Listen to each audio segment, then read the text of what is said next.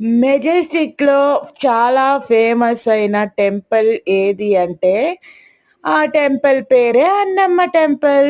So, బెంగుళూరులో ఉండేవాళ్ళు ఎవరెవరు దీన్ని విజిట్ చేసిండ్రు ఈ టెంపుల్‌ని, ఏంటి అనేది కామెంట్ చేసి చెప్పండి.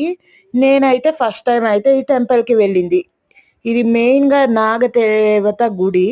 చాలా బాగుంది. నాకైతే చాలా నచ్చింది. చాలా ఫేమస్. మంగళవారం, శుక్రవారం, అమావాస్య, పౌర్ణమికైతే ఇక్కడ కాళ్ళు పెట్టడానికి కూడా జగ ఉండదు. అంత రష్‌గా ఉంటది.